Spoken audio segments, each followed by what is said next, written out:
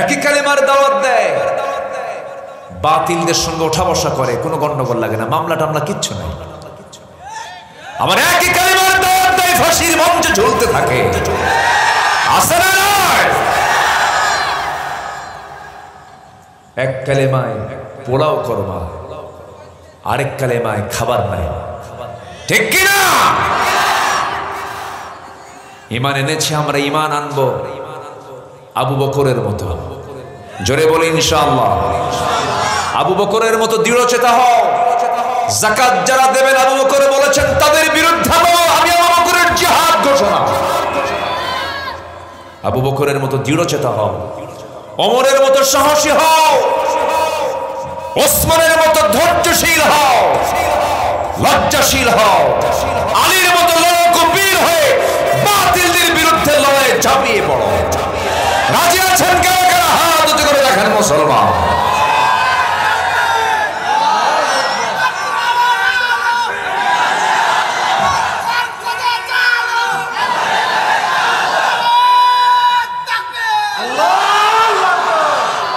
আমাদের মডেল খোঁজার জন্য কি দুনিয়ার কারো কাছে যাওয়া লাগবে? আমাদের আমেরিকা যাওয়া লাগবে, ইউরোপ যাওয়া লাগবে? আমেরিকা ইউরোপ আমাদের সভ্যতা শিখাতে পারবে না।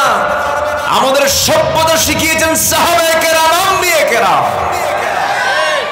আমার দেশে তো বড় কিছু নিয়ে কিছু হয় না, তাহলে ছোট কিছু নিয়ে হয়।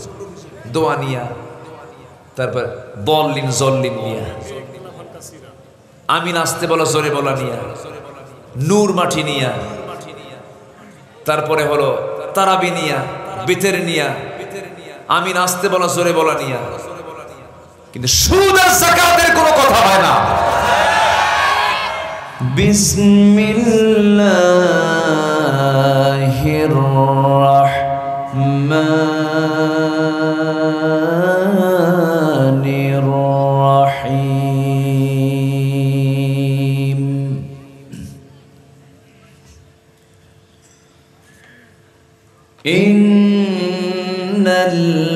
ইন্নাল্লাযীনা আমানু ওয়া আমিলুস সালিহাতি ওয়া আকামুস সালাহ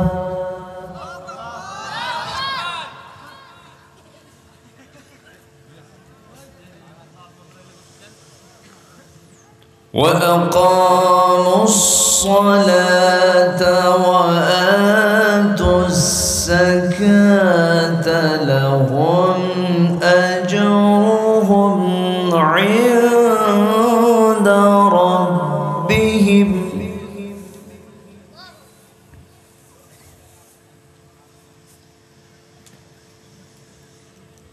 ولا خوف عليهم ولا هم يحزنون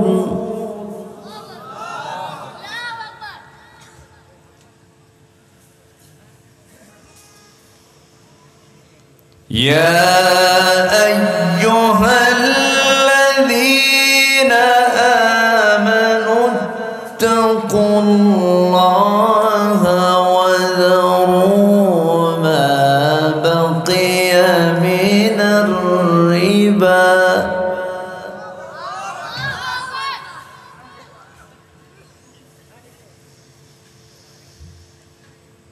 ما بقي من الربا إن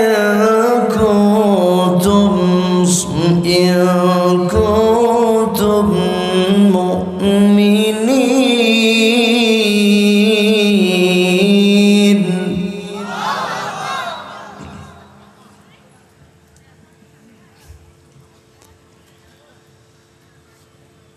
فإن لم تفعلوا فأذنوا بحرب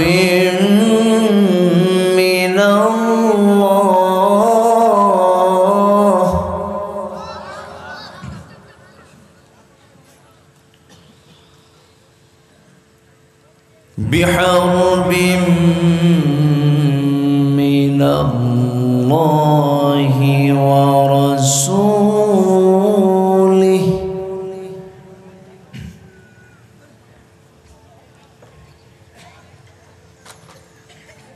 وإن تبتم فلكم رؤوس أموالكم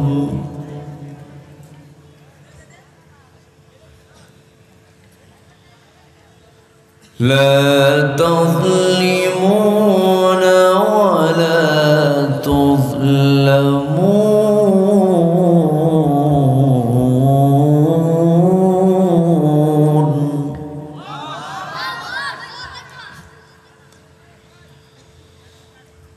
الله أكبر.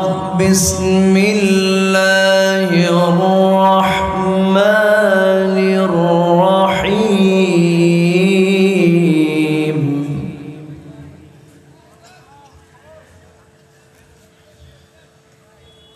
إن الله وملائكته يصلون على النبي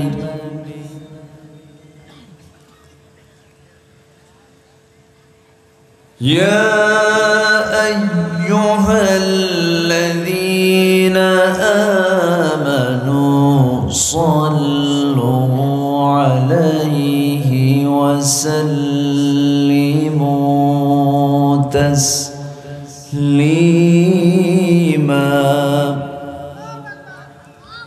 সবাই বলি আল্লাহুম্মা সাল্লি আলা মুহাম্মদ وعلى آل محمد كما صليت على إبراهيم وعلى آل إبراهيم إنك حميد مجيد. اللهم بارك على محمد وعلى آل محمد كما باركت على إبراهيم وعلى آل إبراهيم إنك حميد مجيد.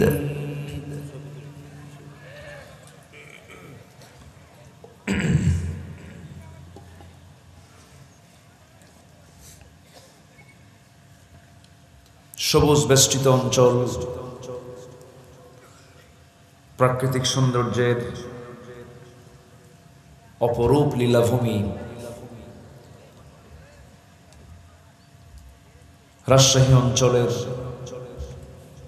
তানোর উপজেলার সিন্ধুকাই গ্রামবাসী মাহফিল ইন্তেজামিয়া কমিটি কর্তৃক আয়োজিত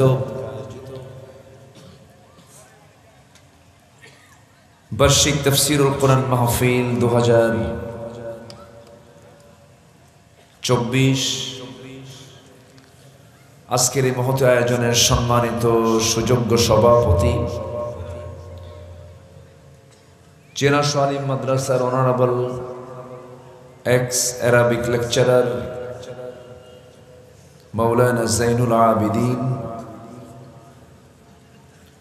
কথা বলেছেন। নন্দিত আলেম দ্বীন, বিশিষ্ট ইসলামী চিন্তাবিদ মুফতি গোলাম কিবরিয়া বিন ইউনুস, উপস্থিত হাজারাত উলামায়ে কেরাম, ফদলায়ে ইজাম, সুশীল সমাজ, জাতির শ্রেষ্ঠ সন্তান শিক্ষক মণ্ডলী, জাতির বিবেক সাংবাদিক বৃন্দ, সামনে উপস্থিত দূরে কাছের বিভিন্ন স্থান থেকে ছুটে আসা কালেমার ঝান্ডাবাহী, তৌহিদের পতাকাবাহী, দ্বীন ইসলামের নূর শারদুল বীর মুজাহিদ, প্রাণ প্রিয় সম্মানিত দ্বীনি ভাইরা, আড়ালে বসে আছেন শ্রদ্ধেয়া সম্মানিতা মা বোনেরা। আলোচনার সূচনায় আনুষ্ঠানিকতার মধ্য দিয়ে আমার পক্ষ থেকে আবারও দিল খোলা সালাম, আসসালামু আলাইকুম ওয়া রাহমাতুল্লাহি ওয়া বারাকাতুহু।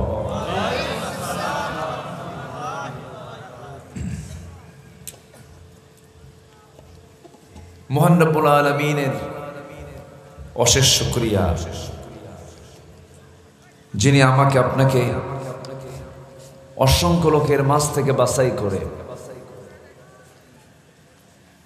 জান্নাতের এমন একটি টুকরায় আসার বসার তৌফিক দিয়েছেন। কালিমাতুশ শুকর আদায় করছি, মুহাব্বাতান বলে উঠছি আলহামদুলিল্লাহ। আবারও বলছি আলহামদুলিল্লাহ। চিৎকার মেরে বলছি আল্লাহুম্মা ইন্নী আসআলুকা আল হুদা ওয়াত তুকা ওয়াল আফাফা ওয়াল গিনা। সবাই বলি আল্লাহুম্মা আইন্নি আলা যিকরিকা ওয়া শুকরিকা ওয়া হুসনি ইবাদাতিকা। আমরা আল্লাহ তাআলার শুকর আদায় করে নিলাম। সম্মানিত হাজিরিন, গ্রীষ্মের এই খরতাপ, প্রচন্ড গরম চলছিল, মাঝে আল্লাহ তাআলা এই সবুজ বেষ্টিত অঞ্চল বাংলার জমিনের বিভিন্ন প্রান্তে কিছু বৃষ্টি দিয়ে জমিনটাকে শীতল করে দিয়েছেন। বলি আলহামদুলিল্লাহ। ইকো রিভার বেশি রাখার দরকার নাই, একদম সাউন্ডগুলো ক্লিয়ার করে দেন। সাউন্ড ক্লিয়ার হলি এনাফ, বেশি সাজলে ভাল লাগে না। সম্মানিত হাজিরিন,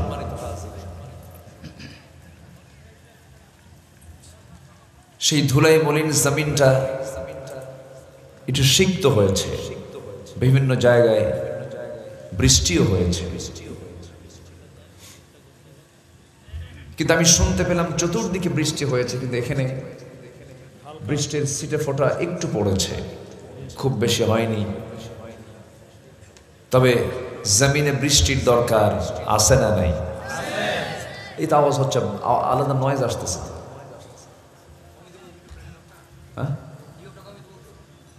তো কি বললাম আপনাকে? সম্মানিত হাজিরিন, বৃষ্টি কে দেন? আসতে বলবেন না, কে দেন? দেন না কে? দেন কে? এই একমাত্র ক্ষমতা কার? আল্লাহ তাআলা। ইউরসিলিস সামাআ আলাইকুম মিদরারা, এটা আল্লাহ দেন। তিনি আকাশ থেকে বৃষ্টি নাজিল করেন। জমিনের নিচে পানি আছে না নাই? এটার একটি স্তর আছে না নাই? এই স্তর মাঝে মাঝে আপ ডাউন করে না? এখন কোথায়, উপরে না নিচে?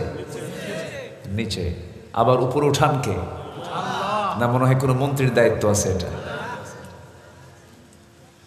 আল্লাহ রাব্বুল আলামিন বলেন, قل أرأيتم إن أصبح ماؤكم غورا فمن يأتيكم بماء معين।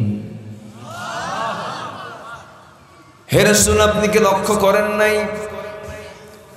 রাসূলকে বলে তিনি, রাসূল আপনি বলে দেন, এই কথাগুলো জানিয়ে দেন আমার বন্ধুগণ, জমিনের ভিতরে আল্লাহ রাব্বুল আলামিন জমিনের নিচে কিছু পানি রেখে দিয়েছেন। সেই পানিটাকে মাঝে মাঝে যখন অনেক নিচে চলে যায়, সেই নিচে থাকা পানির স্তরকে উপরে তুলে দেন মানুষের নাগালে। তিনি কে? আল্লাহ তাআলা। এই বিশ্ব চরাচরকে সাজাতে, বিশ্ব চরাচরের পরিচালনায় কোনো ক্লান্তি আসে না যার, তিনি হচ্ছেন আমার আল্লাহ। তিনি বলছেন, ওয়ালা ইয়াউদুহু হিফযুহুমা ওয়া হুয়াল আলিয়্যুল আযীম।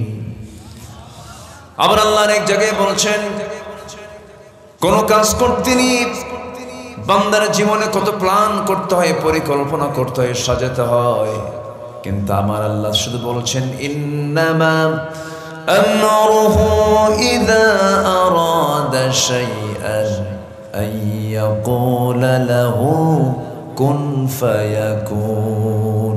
জোরে বলুন আল্লাহু আকবার। আমার আপনার জন্য কাল হলো তিনটা, অতীত, বর্তমান, ভবিষ্যৎ। কিন্তু আমার আল্লাহর জন্য সব কিছুই সমান, তিনি সব কিছু জানেন, তার জন্য সব কিছুই ভবিষ্যৎ যা, অতীত যা, বর্তমানও তাই। আমার আল্লাহর কোনো সিদ্ধান্ত নিতে কোনো বেগ পেতে হয় না, কোনো ক্লান্তি আসে না। তিনি শুধু বলেন হয়ে যাও, সঙ্গে সঙ্গে তা হয়ে যায়। এই ক্ষমতা একমাত্র, কেবলমাত্র, শুধুমাত্র কার? আসতে বলবেন না কার? আল্লাহ তাআলা। সেই মহান রব্বুল আলামিন আমাকে আপনাকে দুনিয়াতে সৃষ্টি করেছেন, পাঠিয়ে দিয়েছেন সুন্দর করে, শ্রেষ্ঠতার আসনে সমাসীন করে দুনিয়াতে পাঠিয়ে দিলেন। লক্ষ্য আছে না নাই? কি বিনা লক্ষ্যে না কোন একটা লক্ষ্যে পাঠিয়েছেন? উদ্দেশ্যহীনতা না একটা উদ্দেশ্য আছে? উদ্দেশ্য আছে না নাই? আমাকে কেন পাঠানো হলো? কি জন্য পাঠানো হলো? আল্লাহ রাব্বুল আলামিন এই কথাটা কোরআনে কারীমের মধ্যে একাধিক জায়গায় বলে দিয়েছেন কেন পাঠানো হলো। আল্লাহ রাব্বুল আলামিন সুন্দর করে বলছেন ইয়া আইয়ুহান নাসু উবুদু রাব্বাকুমুল্লাযী খালাকাকুম ওয়াল্লাযীনা মিন ক্বাবলিকুম লাআল্লাকুম তাত্তাকুন। জোরে বলুন আল্লাহু আকবার। হে মানব মণ্ডলী, তোমরা সেই মহান রবের গোলামি করো যিনি তোমাদেরকে সৃষ্টি করেছেন, তোমার পূর্বের সকল জনকেও তিনি সৃষ্টি করেছেন। সেই মহান রবের তুমি গোলামি করো। অর্থাৎ এই দুনিয়াতে আমরা এসেছি, এক নম্বরের ডিউটি সেটা হলো কারো আইন মানা যাবে না, আইন মানতে হবে একমাত্র কার? কারো বিধান মানা যাবে না, বিধান মানতে হবে একমাত্র কার? কারো নিয়ম মেনে চলা যাবে না, একমাত্র নিয়ম মানতে হবে কার? আল্লাহ তাআলা। আমার বন্ধুগণ, আল্লাহ রাব্বুল আলামিন বান্দাকে জান্নাত দিতে চান। আল্লাহ কোন বান্দাকে জাহান্নাম দিতে চান না। কিন্তু দুঃখজনক হলো সত্য, অধিকাংশ বান্দাগুলো জান্নাত পাবে না, জাহান্নাম পাবে। বলেন জান্নাত না জাহান্নাম? জাহান্নাম পাবে। অধিকাংশ বান্দা জাহান্নামে চলে যাবে, অল্প সংখ্যক বান্দা জান্নাত পাবে। যেরকম আলহামদুলিল্লাহ। ফার্স্ট ক্লাস লোক একটু কমই থাকে, সেকেন্ড ক্লাস লোক বেশি থাকে। জান্নাতের সংখ্যা বেশি, কিন্তু জান্নাতি মানুষের সংখ্যা কম। জান্নাতের মধ্যে বান্দা যা চাবে তাই পেয়ে যাবে। আল্লাহ রাব্বুল আলামিন বলেন ওয়ালাকুম ফিহা মা তাশতাহি আনফুসুকুম ওয়ালাকুম ফিহা মা তাত্তাউন নুজুলাম মিন গফুরির রহিম। জোরে বলুন আল্লাহু আকবার। বান্দা তোমার মন যা চাবে তাই পাবে। জান্নাতের মধ্যে বান্দার সকল খাহেশ পূরণ করবেন তিনি হচ্ছেন আমার আল্লাহ তাআলা। সেই জান্নাত প্রাপ্তির জন্য আল্লাহ রাব্বুল আলামিন বলছেন বান্দারে তোমার কিছু কাজ সম্পূর্ণ করে আমার কাছে তোমার আসতে হবে। প্রথম আয়াত আল্লাহ রাব্বুল আলামিন যেখান থেকে আমি তেলাওয়াত দিয়ে শুরু করেছি, সেই তেলাওয়াতের দিকে, সেই আয়াতগুলোর দিকে আস্তে আস্তে চলে যাচ্ছে। সূরাটার নাম হলো সূরাতুল বাকারা। সূরাতুল বাকারা 114টি সূরার ভিতরে আকারের সবচেয়ে বড় 2.5 পারা সমান একটা সূরা হয়েছে। কোরআন হলো 30 পারা, তার 2.5 পারা জুড়ে হলো কোন সূরা? সূরাতুল বাকারা। 286টা আয়াত সম্বলিত এই সুন্দর একটা সূরা। শেষ দিকের আমি কয়েকটা আয়াত তেলাওয়াত করেছি। আল্লাহ রাব্বুল আলামিন প্রথম আয়াতে 277 নম্বর আয়াত আল্লাহ রাব্বুল আলামিন বলেন ও বান্দা, তুমি যদি আমার কাছে যদি 3টা কাজ করে আসতে পারো, 4টা কাজ করে আসতে পারো, আমি তোমার বড় বড় 2টা রোগ আমি তোমাকে তোমার জীবন থেকে মাইনাস করে ফেলবো। বড় 2টা রোগ তোমার সঙ্গে থাকবে না। যেরকম সুবহানাল্লাহ, 2টা রোগ তোমার মধ্যে থাকবে না। সেই 2টা রোগ কি? এই জাগতিক জীবনে এই 2টা রোগ হচ্ছে এখন বড় মারাত্মক রোগ। একটা হলো ভয়, আরেকটা হলো চিন্তা। আজকে গোটা দুনিয়া জুড়ে ভয় আছে না নাই? মানুষ বাঘকে বেশি ভয় করে না, মানুষ মানুষকে বেশি ভয় করে। বলেন বলেন বলেন, কথা বলতে হবে। বাঘ হিংস্র, সিংহ হিংস্র, হায়না হিংস্র, বিষধর সাপ অত্যন্ত ভয়ঙ্কর। কিন্তু এই সমস্ত সাপ, বিচ্ছু, পোকামাকড়, বাঘ, সিংহ, হায়না, এগুলোকে মানুষ যতটুকু না ভয় পায়, তার চাইতে আজকে মানুষ রূপী কিছু হিংস্র জানোয়ারকে তার চেয়ে বেশি ভয় পায়। আল্লাহ বলছেন 4টা কাজ করো, তোমার মধ্যে এই ভয়টা আমি আল্লাহ উঠায় দেব। যেরকম সুবহানাল্লাহ। আরেকটা হলো চিন্তা। পৃথিবীতে যত রোগ আছে এর মধ্যে সবচেয়ে জটিল রোগের নাম কি বলেন তো? চিন্তা রোগ। ঘুম হয় না, আছে না? কিছু লোক আছে ঘুম ধরে না, ওষুধ খেতে হয়। অশান্তির আগুনে দাও দাও করে জ্বলে, শুধু চিন্তা। এক পর্যায়ে স্ট্রোক করে ফেলে। তাহলে আল্লাহ কি এমন আমল করতে বললেন যে আমল করলে পরে বান্দার বিরুদ্ধে ভয়ও থাকবে না, চিন্তাও থাকবে না? যেরকম সুবহানাল্লাহ। এই 2টা অসুখ দূর করে দিবেন, 2টা রোগ দূর করে দিবেন তিনি আমার কে? আল্লাহ তাআলা।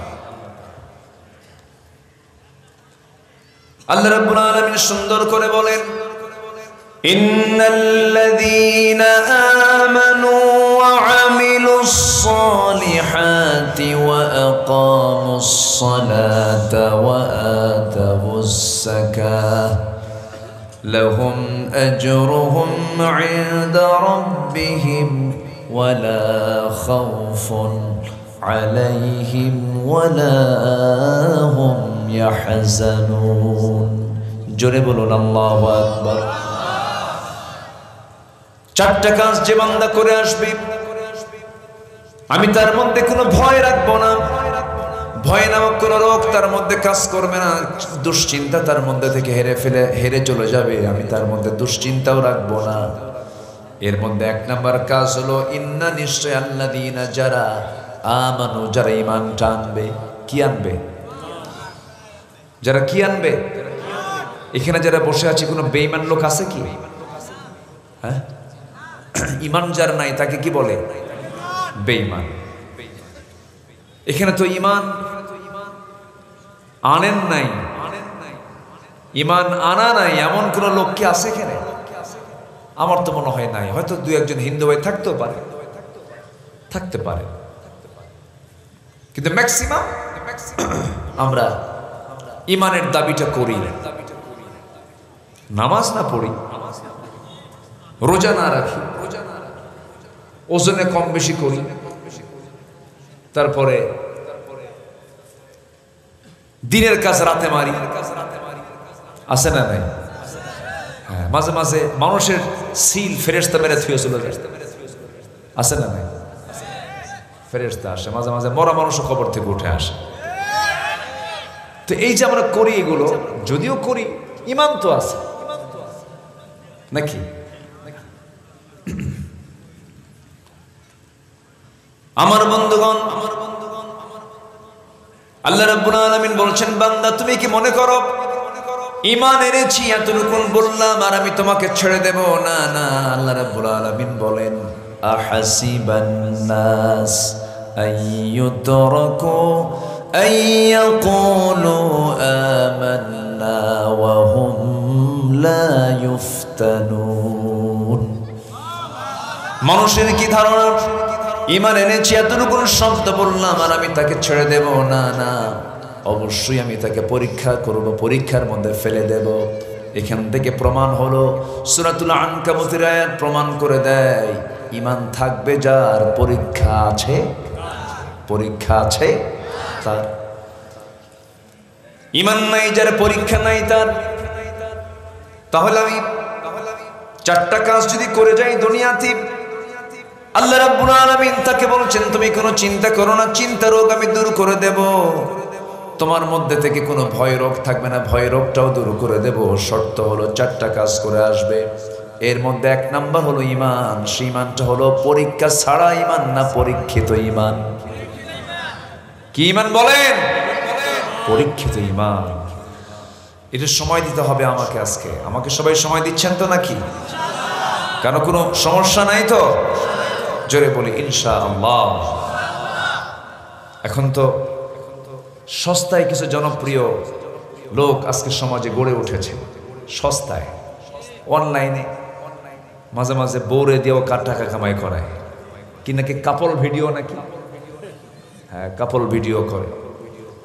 আবার জনগণের কিছু মানে জনতার কিছু ফেরিওয়ালা আছে, মানবতার ফেরিওয়ালা আছে। মিল্টন কি সামাদ্দার না কি নাম আল্লাহ জানে। হ্যাঁ, মিল্টন সামাদ্দার।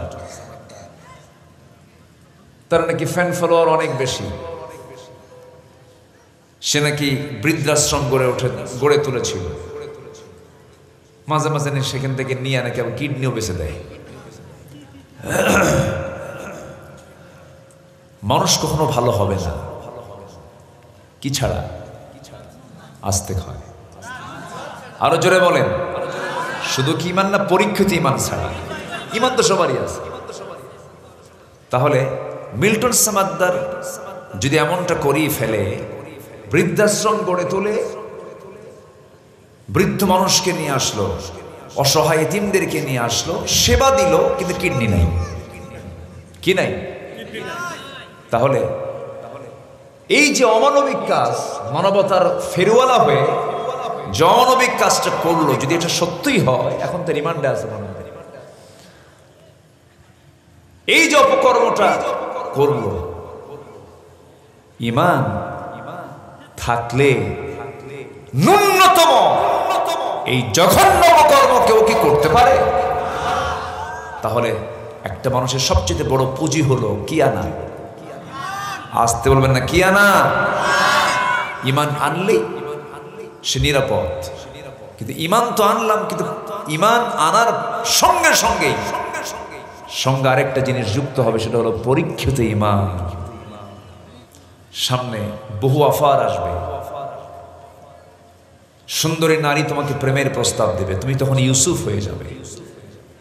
সুবহানাল্লাহ বলবেন না? তখন কি হতে হবে? ইউসুফকে এক মাহফিলে বহুদিন আগে বললাম, সাইয়েদনা ওমর ফারুককে চিনেন?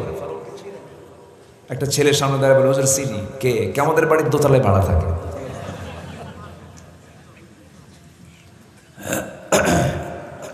ইউসুফ আলাইহিস সালাতু ওয়াস সালাম,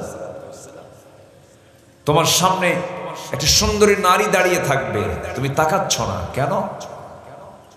কার ভয়? এটা হলো কি ঈমান? আজ থেকে কি ঈমান?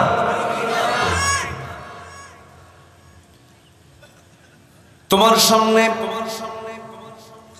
তুমি বিচারক হয়েছ, আসামি পক্ষের লোক তোমার বাড়িতে এসে 1 কোটি টাকার চেক দিয়ে গেল। বিচারক আজকে বিচারের যখন রায়টা দিবেন, আমার পক্ষে দিবেন, এই যে 1 কোটি টাকা দিয়ে গেলাম। বিচারক মনে মনে ভাবলেন,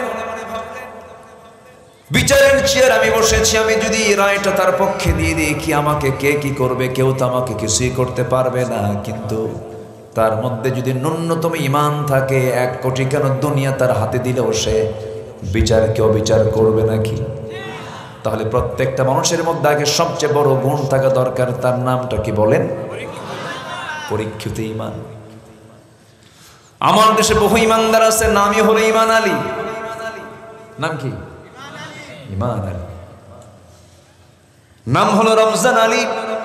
রমজান মাসে দুপুরবেলা ভাত খায়। নাম হলো আতর আলী, গোটা গায়ে গাজার গন্ধ। নাম হলো হিম্মত আলী সাইকেলের চাকা বাসটলি শীত হয়ে পড়ে। নাম হলো বাদশা মিয়া, ভিক্ষা করে। নাম কি? বাদশা মিয়া ভিক্ষা করে। নাম হলো খোকা মিয়া, কিন্তু 80 বছরের বুড়া। 80 বছরের বুড়া, নাম কি? খোকা মিয়া। নাম দিয়ে তো কোনো কাজ হবে না। গুণ দেখতে চান আল্লাহ রাব্বুল আলামিন। গুণ যদি না থাকে, পরীক্ষায় পাশ যদি না থাকে, ঈমান দিয়ে বান্দা জান্নাত পাবে না। কারণ ওই ঈমানটা কি হবে? ইউসবিহু মুমিনান ওয়া ইউমসি কাফিরান। ওই বান্দার ঈমানটা সকালবেলা ঈমান থাকবে, বিকালবেলা সে কাফের হয়ে যাবে। এই জন্য মজবুত ঈমানটা আনতে হবে। দুইটা বড় বড় রোগ আল্লাহ তাআলা নিজের জীবন থেকে মাইনাস করে দিবেন, বান্দার জীবন থেকে মাইনাস করে দিবেন। সেই বান্দার কোনো ভয় নামক কোনো কিছুই থাকবে না, চিন্তাও থাকবে না। 4টা গুণ তুমি অর্জন করতে পারলে পরে, 1 নাম্বার বলছেন আল্লাহ রাব্বুল আলামিন, আরেক জায়গায় বলছেন এই কথাই, ইন্নাল্লাযীনা আমানু ওয়া আমিলুস সালিহাতি কানাত লাহুম জান্নাতুল ফিরদাউসি নুজুলা খালিদিনা ফিহা লা ইয়াবগুনা আনহা হিওয়ালা। আরেক জায়গায় আল্লাহ রাব্বুল আলামিন বলেন, ওয়াল আসরি ইন্নাল ইনসানা লাফি খুসরিন ইল্লাল্লাযীনা আমানু ওয়া আমিলুস সালিহাত ওয়া তাওয়াসাউ বিল হাক্কি ওয়া তাওয়াসাউ বিস সাবর। আমার বন্ধুগণ, আমার নবীজির দুঃসময় আবু তালেব তার পাশে পর্যন্ত দাঁড়িয়েছিলেন। যেই বয়কটকে শিব আবু তালেব বলা হয়। আমার নবী মক্কার বাসিন্দা যখন ছিলেন, আবু জেহেলরা করলো কি? নবীজিকে বয়কটে ফেলে দিল। একটা পাহাড়ের পদদেশে আমার রাসূল সহ সাহাবায়ে কেরামকে যখন 3.5 বছর যখন বয়কটে রেখে দিল, লেনদেন, কথাবার্তা, ব্যবসা বাণিজ্য সবকিছু বন্ধ ঘোষণা করে দিয়েছে নবীর সাথে সমস্ত কুরাইশরা। সেই সময় আবু তালেব নবীর পক্ষ অবলম্বন করে নবীর সঙ্গে তিনিও জেল খেটেছেন। এত কষ্ট, এত ত্যাগ। নবীজি তার কাছ থেকে ভাষা শিখেছেন, নবীজি তার কাছ থেকে ব্যবসা শিখেছেন। এমনকি আমার নবীজি বিয়ে করেছেন, ওই চাচার পরামর্শ পর্যন্ত নিয়েছেন। গোটা জীবন তার ঘরেই থেকেছেন, নবুয়ত পেয়েছেন তার ঘরে থেকেই। এত কিছু অবদান রাখার পরে, এত গুণ তার মধ্যে থাকার পরেও ওই আবু তালেব জান্নাত পাবে না, জাহান্নামে চলে যাবে। জাহান্নাম যাওয়ার 1 নাম্বার কারণ হলো সব আছে কিন্তু কি নাই? ঈমানটা নাই। আমার নবীজি মুমূর্ষু অবস্থা অন্তিম শয্যায় শায়িত। আবু তালেবের পাশে গিয়ে আস্তে করে বসে গেলেন। বসে গিয়ে বললেন, চাচা আপনি আমার জন্য কি করলেন না? আপনারা 2টা ছেলে কালেমা পড়ে মুসলমান হয়ে গেছে। আপনি আমার জন্য জেল খাটলেন, আপনি আমার জন্য কত ত্যাগ স্বীকার করলেন। শুধু একটা বারের জন্য আপনি কালিমার ঘোষণা দিয়ে দেন। যদি আপনি পুরো কালিমা পড়তে নাও চান, শুধু বলবেন লা ইলাহা ইল্লাল্লাহ, আমি আপনার জন্য বেহেশতের জামিন হয়ে যাব। আবু তালেব বলছে, মুহাম্মাদের আমি তোরে খুব ভালোবাসি, কিন্তু আমি ধর্ম ছাড়বো না। ধর্ম ছাড়বো না। আমার বাপ চোর, আমিও চোর। এরকম কিছু লোক আছে না? বলেন, মানে খুঁটি শক্ত করে ধরে। কি শক্ত করে ধরে? খুঁটি শক্ত করে ধরে। আমার বাপের এই নিয়মকে আর বাদ দেওয়া যায়? আমার বাপ চোর, আমিও চোর। আছে না নাই? দিন গ্রহণে সবচেয়ে বড় বাধার মধ্যে এটা একটা বাধা। আমার বাপ এই দলিল করে গেছে, এটা কি ব্রেক দেব আমি?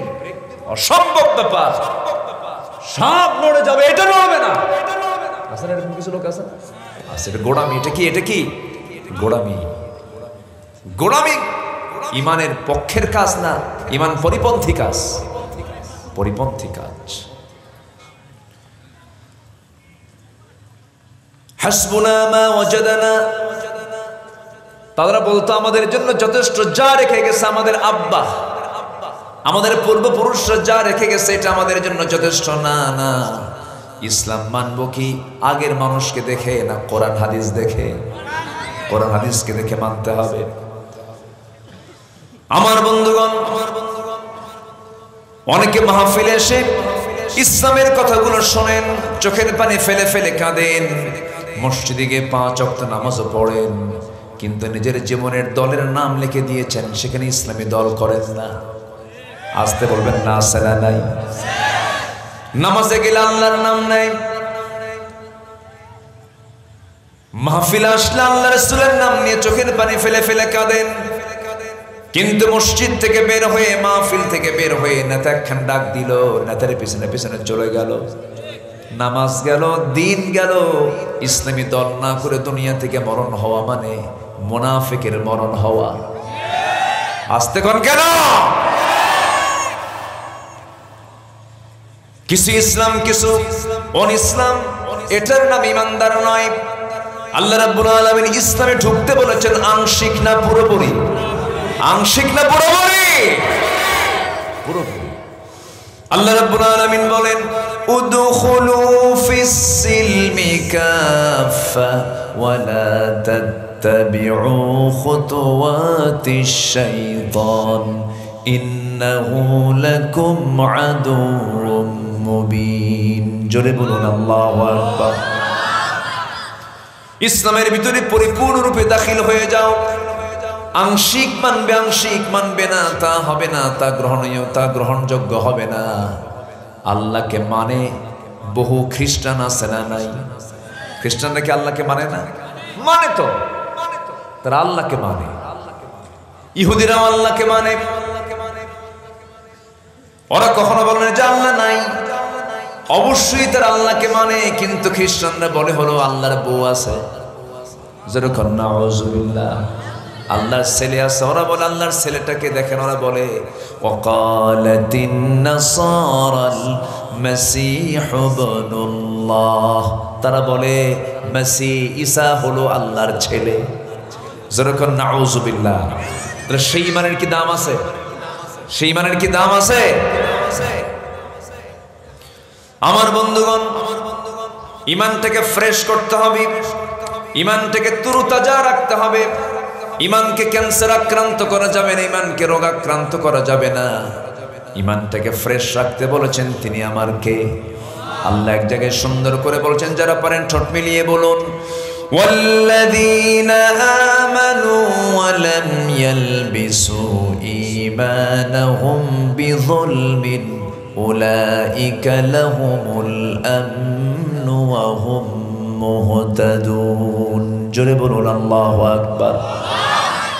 ঈমান যারা আনবে, ঈমানকে যারা ওয়ালাম ইয়ালবিসু ঈমানাহুম বিযুলমিন, যারা তাদের ঈমানটাকে জুলুমের দ্বারা আচ্ছাদন করবে না। জুলমিন বিযুলমিন আই শিরকিন, ইন্নাশ শিরকা লাযুলমুন আযীম। জুলুমের দ্বারা, শিরকের দ্বারা আচ্ছাদন করবে না। ঈমানটাকে যারা তরুতাজা রাখবে, কুফরি দিয়ে নয়, শিরক দিয়ে নয়, বিদআত দিয়ে নয়, তাগুত দিয়ে নয়, এই সমস্ত ভ্রান্ত মতবাদ দিয়ে যারা ঈমানকে যারা টাচ করবে না, ঈমানকে যারা আচ্ছাদন করবে না, আল্লাহ বলছেন এরাই হলো নিরাপদের বান্দা। জোরে করুন সুবহানাল্লাহ।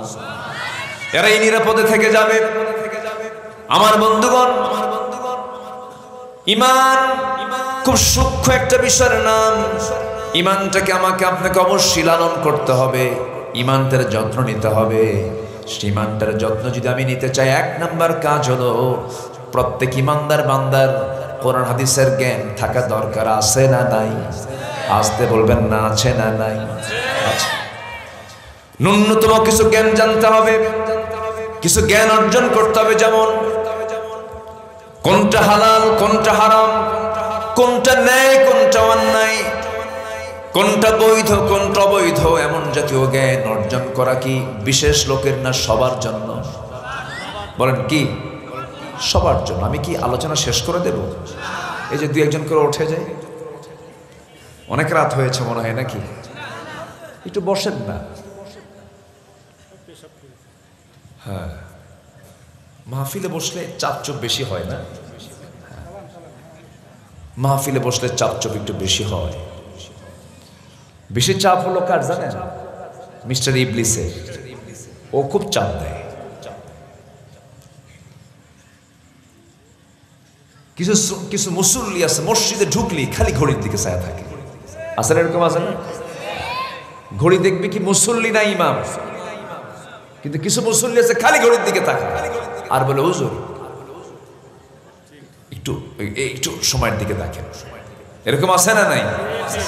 নামাজ লম্বা করলে বলে হুজুর তাইলসে হুজুর এগুলো দিয়ে কি নামাজ হবে? এত লম্বা সময় নাই না? আছে না নাই?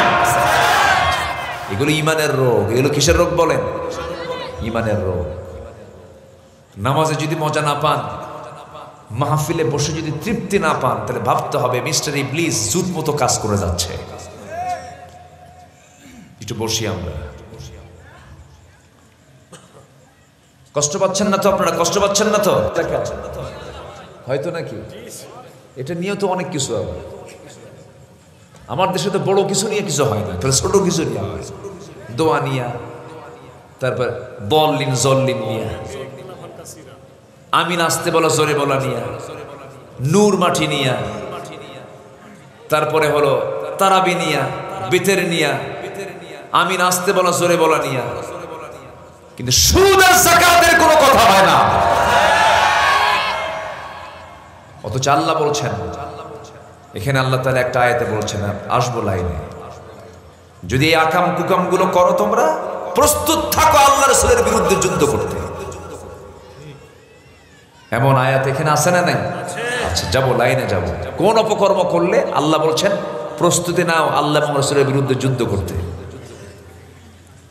আল্লাহ এবং রাসূল তোমাদের বিরুদ্ধে যুদ্ধে নামবেন। আল্লাহু আকবার বলেন।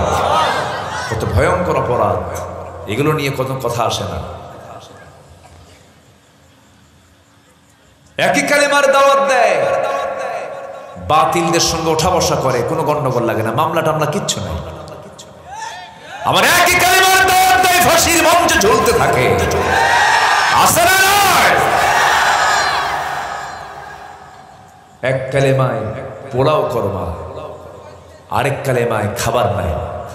ঠিক কিনা? ঈমান এনেছি আমরা, ঈমান আনবো আবু বকরের মতো। জোরে বলে ইনশাআল্লাহ। আবু বকরের মতো দৃঢ়চেতা হও। যাকাত যারা দেবেন আবু বকর বলেছেন তাদের বিরুদ্ধে আমি আবু বকরের জিহাদ ঘোষণা। আবু বকরের মতো দৃঢ়চেতা হও, ওমরের মতো সাহসী হও, ওসমানের মতো ধৈর্যশীল হও, লজ্জাশীল হও, আলীর মতো লড়াকু বীর হয়ে বাতিলদের বিরুদ্ধে লড়াই ঝাঁপিয়ে পড়ো। রাজি আছেন কারা কারা? হাত উঁচু করে দেখেন মুসলমান।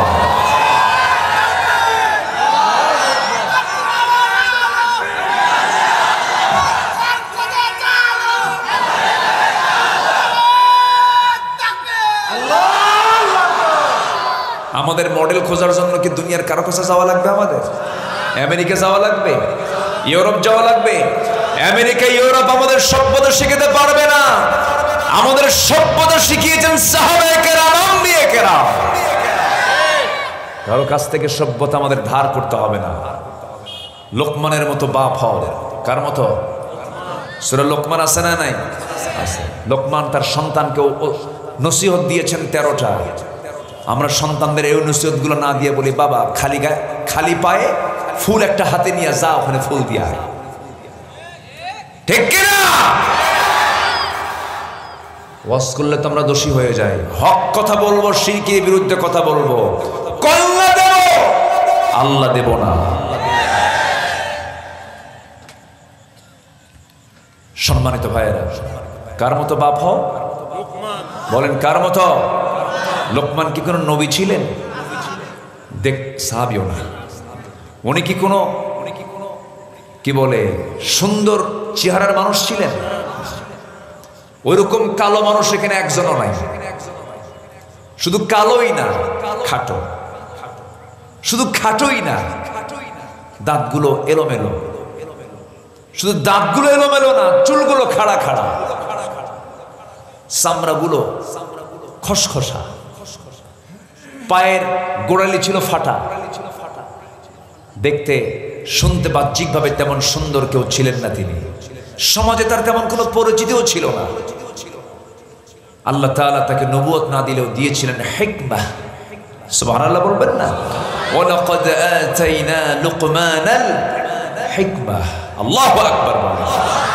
ওয়ামান ইউতিল হিকমাতা ফাকাদ উতিয়া খায়রান কাসীরা। আল্লাহ যাকে চান তাকে হিকমতটা দেন। জোরে বলুন সুবহানাল্লাহ। লোকমানের মতো বাবা হও, বাবার যোগ্যতা অর্জন করো। সন্তান কেন ভালো হবে না? অনেকে দোয়া করে, হুজুর দোয়া চাই হুজুর আমার সন্তান না যেন ভালো হয়, কিন্তু বিড়ি খায়। কি খায়? আগে বাপ ভালো হওয়া দরকার। বিড়ি খায় কয় হুজুর আমার ছেলেটা খুব খারাপ, ঠোঁটটা কালো বানাইছে, দোয়া চাই আল্লাহ হুজুর আমার ছেলে যেন ভালো হয়। লোকমানের মতো বাপ হতে হবে। কি গুণ তার মধ্যে ছিল? 9টা গুণ তাফসীর এসেছে। লোকমান বড় হয়েছেন, তার মর্যাদা বেড়ে যাওয়ার কিছু কারণ ছিল। এর মধ্যে 1 নাম্বার কারণ হলো 9টা গুণ আল্লাহ তাআলা তার মধ্যে দিয়েছিলেন, তিনি 9টা গুণ অর্জন করেছিলেন। 1 নাম্বার হলো দৃষ্টি নিম্নমুখী রাখা।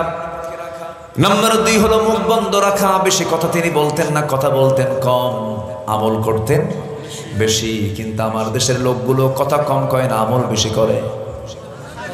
কি কথা কম কয়? কথা বেশি বলে আমল কই? নাম্বার 2 হলো হালাল জীবিকায় তিনি সন্তুষ্ট হতেন, হালাল জীবিকায় তিনি সন্তুষ্ট অর্জন করতেন। হালাল জীবিকার মধ্যে তার কোনো ক্লেম ছিল না। নাম্বার 4 হলো লজ্জাস্থানটাকে তিনি হেফাজত করতেন। নাম্বার 5 হলো সত্য কথায় অটল থাকতেন। নাম্বার 6 হলো অঙ্গীকার পূর্ণ করতেন। নাম্বার 7 হলো মেহমানকে পেলে সম্মান করতেন। মেহমান যার ঘরে আসবে রাসূল বলেছেন তার যদি ঈমানটা রক্ষা করতে চায় সেজন্য মেহমানকে অবশ্যই সম্মান করে। যার ঘরে মেহমান বেশি সেই ঘরে রিজিক কখনো ফোরে না। আল্লাহু আকবার বলেন। নাম্বার 8 হলো প্রতিবেশীর হক তিনি আদায় করতেন। নাম্বার 9 হলো অপ্রয়োজনীয় কথা কাজকে তিনি পরিহার করে চলতেন। অপ্রয়োজনীয় কাজের দিকে তিনি যেতেন না, অপ্রয়োজনীয় কথার দিকে তিনি যেতেন না। আবার এই দিকে আমার রাসূল নিজেও বলে দিলেন, সাহাবীরা আমি তোমাদেরকে 10টা ওসিয়ত করছি। কি করছি? ওসিয়ত বুঝতেছেন তো? মানুষ মারা যাওয়ার আগে ওসিয়ত করে না? আমার রাসূল আমাদেরকে ওসিয়ত করছেন 10টা। কয়টা বলেন তো? 10টা শুনবেন। আমার নবীজি বলেন, قال رسول الله صلى الله عليه وسلم, মুআজ বিন জাবাল রাদিয়াল্লাহু আনহু থেকে বর্ণিত হাদিস। আমার নবীজি বলেন, উসিকা বিতাকবিল্লাহ ওয়া সিদকাল হাদিস ওয়া ফাআল হাদি ওয়া আদাআল আমানাহ ওয়া তারাকাল খিয়ানাহ হিফযাল জার ওয়া রাহমাতাল ইয়াতীম ওয়া লিনাল কালাম ওয়া বাদলাস সালাম ওয়া হিফযাল জানাহ আও কামা ক্বালা আলাইহিস সালাতু ওয়াস সালাম। বাইহাকির হাদিস। আমার নবীজি বললেন, ও সাহাবীরা, হে মুআজ আমি তোমাদেরকে জানিয়ে দিচ্ছি, আমি তোমাকে 10টা বিষয়ের আমি তোমাকে নসিহত করছি, ওসিয়ত করছি। নাম্বার 1 হলো তুমি কি করবে? নাম্বার 1 তাকওয়ার পথ অবলম্বন করবে। উসিকা বিতাকবিল্লাহ। নাম্বার 2 হলো সত্য কথা বলবে। নাম্বার 3 হলো ওয়াদা পূর্ণ করবে। নাম্বার 4 হলো আমানত যথাস্থানে পৌঁছে দেবে। নাম্বার 5 হলো খেয়ানত কখনো করবে না। নাম্বার 6 হলো প্রতিবেশীর দিকে খেয়াল রাখবে। এতিমের প্রতি নাম্বার 7 দয়া প্রদর্শন করবে। রাসূল বলেছেন, আনা ওয়া কাফিরুল ইয়াতীম কাহাতাইনি ফিল জান্নাহ। আমি এবং ইতিমের যে সেবা করবে, তত্ত্বাবধান করবে, দুজন মিলে একসঙ্গে 2 নখের দূরত্বে, সাব্বাবা ওয়াসতা। আমার নবীজি এই 2টা আঙ্গুল উঁচু করে বললেন, এতিমকে যে দেখবে এবং যে বান্দা দেখবে এতিম, যে বান্দা এতিমকে দেখবে, আমি রাসূল এবং সেই বান্দা জান্নাতের মধ্যে 2 নখের দূরত্ব অবস্থান করব। জোরে কোন সুবহানাল্লাহ। নাম্বার 8 হলো নম্র কথা বলা। রাসূল নম্র কথা বলবে মুআজ। নাম্বার 9 হলো ব্যাপকভাবে বাদলুস সালাম, ব্যাপকভাবে সালাম প্রচলন করবে। কিন্তু আজকে সমাজে সালাম বেশি না, গুড মর্নিং বেশি। গুড মর্নিং, গুড ইভিনিং, শুভ সকাল, শুভ সন্ধ্যা, সালাম যারা দেয় না ওদের মধ্যে ঈমানের ঘাটতি আছে, ঠিক কিনা? এরকম স্বামীও পাওয়া যাবে এখানে, হয়তোবা জীবনে বউকে সালামি দেয় না, এরকম এরকম স্বামীও কিন্তু আছে না? হুজুর বউকে আবার স্বামী সালাম দেবে, বউকে সালাম দেওয়া লাগে, এরকম লোক আছে না নাই বলেন তো? আছে না নাই? আছে। সালাম দেব কি, বউকে সালাম দেওয়া জায়েজ আছে না নাই? আসতে কয়। অনেকে প্রশ্ন করে মাহফিলে, হুজুর আমার বউ কথা শোনে না, সালাম দিছেন? হুজুর জীবনে সালাম দেই নাই, ওর কি গিয়ার বাড়ায় দেব? বউ ভালো হবে না কেন? সালাম দিবেন ঘন ঘন, বউ ভালো হয়ে যাবে। এটার ভালো হওয়ার ঔষধ এক নাম্বার, বলি আলহামদুলিল্লাহ। এই প্র্যাকটিস কি সবাই করবেন? এই বাচ্চারা তোমরা হাত তুলছো কেন? তোমার কারে সালাম দিবে? আবার বুড়ো চাচাও রাজি হয়ে গেছেন, বুড়ো চাচা রাজি তো হলেন, কিন্তু আজকে গিয়ে যদি সালাম দেন বুড়ি বলবে ভাগ্যা শুরু করছো না, সারা জীবন সালাম দাও নাই। যা বলে বলুক, তাও প্র্যাকটিস শুরু করবো, জোরে বলি ইনশাআল্লাহ। সালাম আগে দরকার বাইরের না, আগে ভিতরে দরকার। বাইরের লোককে আপনি সালাম দিলেন না, ভিতরের লোককে সালাম দিলেন না। বরকত তো বাইরে দিলেন, রহমতের জন্য বাইরে দোয়া করলেন, ভিতরে তো দোয়া হলো না। ওয়াবাদলুস সালাম, রাসূল বললেন যে বেশি করে সালাম দাও। বেশি করে কি দাও? সালাম দাও। সালামের প্রচলন করো, বিনয় হয়ে যাও। ও হিফযুল জানাহ ওয়াখফিদ লাহুমা জানাহাদ যুল্লি মিনার রাহমা। আল্লাহু আকবার বলেন। জানাহ মানে হলো বিনয় হয়ে যাওয়া, বিনয়বনত হয়ে যাও, দিলটা নরম বানায় ফেলো, জিদ তৈরি করো না, হিংসা করো না। হিংসার ফলাফল হলো জাহান্নাম। হিংসার ফলাফল কি? জাহান্নাম। আমাদের দেশে মানবতার আবাদ হয় না, হিংসার আবাদ হয়। কিসের আবাদ হয়? নফসের কিছু রোগ আছে না নাই? বলেন, নফসের কিছু রোগ আছে না নাই? এর মধ্যে হিংসা কি রোগ নয়? হিংসা একটা রোগ। যে ব্যক্তি হিংসা করবে সে কখনো বড় হবে না, যে লোকটা হিংসা করবে সে কখনো সুস্থ হবে না। হিংসুক কখনো সুস্থ থাকে না, হিংসুক কখনো বড় হতে পারে না। উদার চিত্ততা নিয়ে চলবো, বিনয়ী হয়ে চলবো, অপরের জন্য বড় কিছু কামনা করবো। আল্লাহ তুমি ওকে বড় করেছো, তুমি আল্লাহ আমাকেও বড় করো, ওকে আল্লাহ তুমি আরো বেশি বড় বানায় দাও। হিংসাকে আমরা দূর করব। এক বেচারি, অনেকদিন আগের কথা, একটা এক্সাম্পল মনে পড়লো আমার। আগের যুগের মানুষ বিয়ে করতো ঘোড়ায় চড়ে। কিসে চড়ে? ঘোড়ায় চড়ে। হাতি, হ্যাঁ ঘোড়ায় চড়ে না, ঘোড়ায় চড়ে বিয়ে করতো। এখন তো প্রাইভেট কার, এমনকি হেলিকপ্টার নিয়েও বিয়ে করে। এমনকি মেয়ে পক্ষ চলে যায় স্বামী পক্ষের বাড়িতে। এরকম আছে না নাই? কি নাই আমার দেশে? সব আছে। আমি চুয়াডাঙ্গায় গত বছর মাহফিল করতে গেছি, এই কথা বলতে না হুজুর, এই গ্রামের ঘটনা বলে ফেলুন। তো বিয়ে করতে যাবে, ঘোড়ার প্রয়োজন। তো গ্রামের এক বুড়া চাচার কাছে ঘোড়া আছে একটা। তো ছেলেটা ওই যে বিয়ে করবে সেই লোকটা গিয়ে বলছে, ভাই ও কি মুরব্বী চাচা, আমার অমুক দিন বিয়ে, ঘোড়াটা কি দেওয়া যাবে? কে তোর আমি ঘোড়া দেবো না, যা। বাড়িতে এসে মনক্ষুণ্ণ মসজিদে গেছে, কদরের রাত, দোয়া করতেছে, আল্লাহ তোমার কাছে আজকে আমার একটাই দোয়া, সেটা হলো বুড়ার জন্য ঘোড়া মরে। বুড়ার জন্য কি মরে? এই দোয়াটাও করে চলে আসছে বাড়িতে। বাড়িতে এসে মার চোখের দিকে তাকায়, দেখে মা কান্দে। মা তুমি কান্দো কেন? বাবা তোর গরু মরছে। তোর কি মরছে? দোয়া কবুল হয়েছে কি হয় নাই? মালাকুল মউত আসছে কি আসে নাই? আসছে, কিন্তু ঘোড়ার কাছে না গরুর কাছে? কার গরু? যে দোয়া করছে, যে দোয়া করছে। হিংসার ফলাফল এমনই হয়। হারাম ইনকাম করব, নফসের রোগ। এগুলো কিসের রোগ বলেন? ওজন দিতে নেই, একটু কম দেই, একটু কি কম দেই। আবার নেওয়ার সময় আরে দেও না গড়ে একটু। এগুলো নফসের রোগ। এগুলো হালাল না হারাম? হারাম দিয়ে কখনো বরকত হয় না। এক বেচারি গোটা রাত কষ্ট করে ঘোড়া চুরি করে আনছে। সকালবেলা বাড়িতে আসার পর ছেলেকে বলে, বাবা অনেক রাত কষ্ট করছি ঘোড়াটা চুরি করতে, তুই যা ঘোড়াটা বিক্রি করে দিয়ে আয়, আমি ঘুমায় পড়ি। তো ছেলে গেছে বাজারে ঘোড়া বিক্রি করতে। এক বিক্রেতা সে বলছে, ভাই এটার দাম কত? কত? ঠিক আছে তোমাকে দাম দেবো, তো একটু ঘোড়াটা একটু চেক করে নিই, একটু উঠি, ঘোড়ায় চড়ি, দেখি কেমন চড়ে, 4 পা ঠিক আছে কিনা। তো বিক্রেতা কে বলে ক্রেতা, ক্রেতা ঘোড়ার উপরে চড়ে লাগাম ধরে এমন টান দিছে আর আসে না,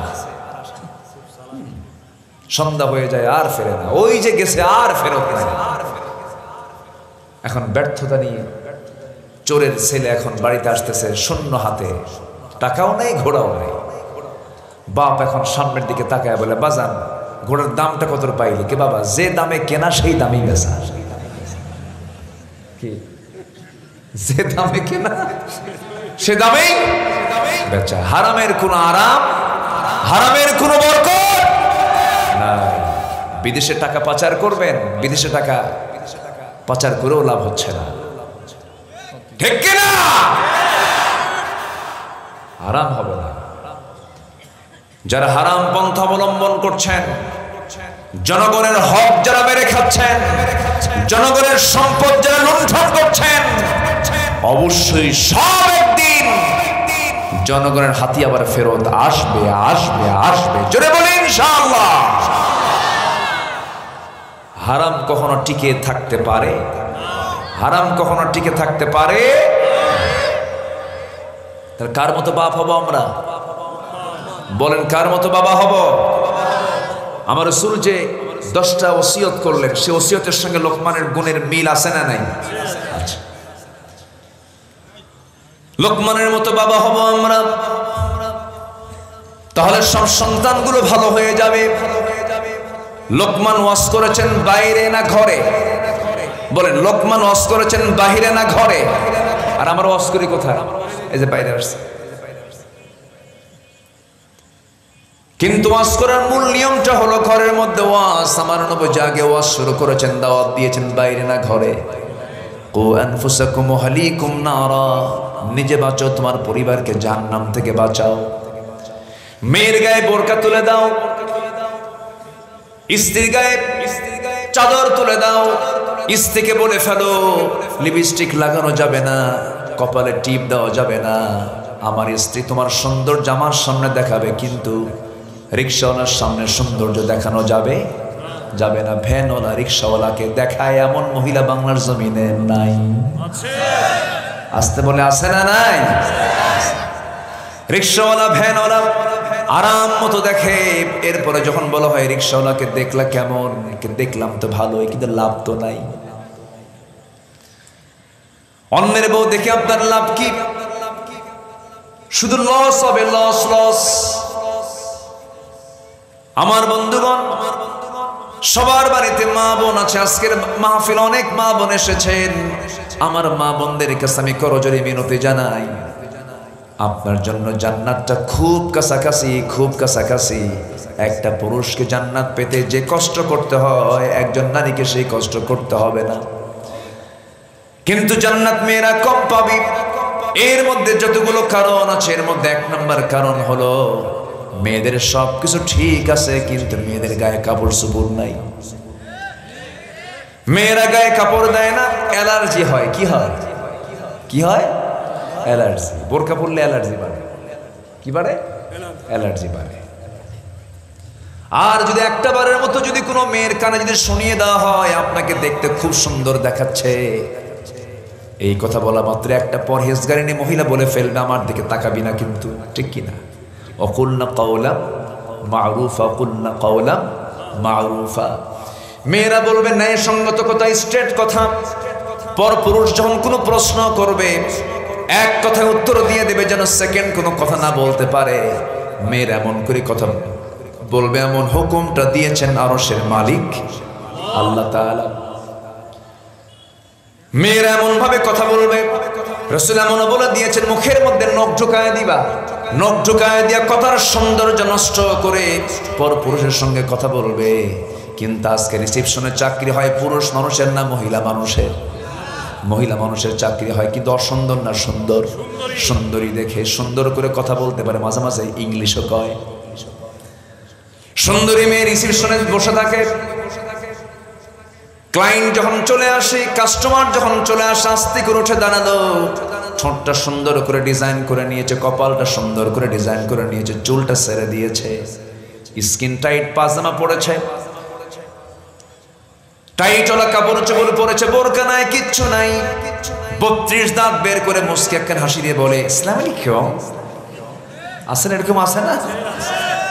সালাম একখান দিয়ে দিল। আবার বিমানবালার চাকরি পুরুষ বেশি পায় না মহিলা বেশি পায় বলেন? মহিলা বেশি পায়, বিমানবালাগুলো মহিলা হয়। এক হাজী সাহেব বুড়া মানুষ, আমার সঙ্গে 2009 সালে প্রথম যখন হজে যাই, এক বুড়া চাচা আমার সঙ্গে হজে যাচ্ছিলেন। বিমানবালা যখন বিমানে উঠলাম, যখন সবাই যখন বসেছি বিমানে, আমাদের বেল্ট আমরাই লাগাই, আমরা তো ইয়াং, শক্তি টক্তি আছে, কিন্তু বুড়া মানুষ বেল্ট লাগাতে পারে না। তখন বিমানবালা চলে আসে, বিমানবালার গায়ে সেন্ট লাগানো, ঠোঁটটা লাল টকটকা, আমার দিকে তাকায় বলে ও হুজুর, হস্তই শেষ করলো আমার। কি কথা বলছেন? হস্তই আমার কি করলো? শেষ করে দিল। কেন? গন্ধ গায়ে। কি গায়ে?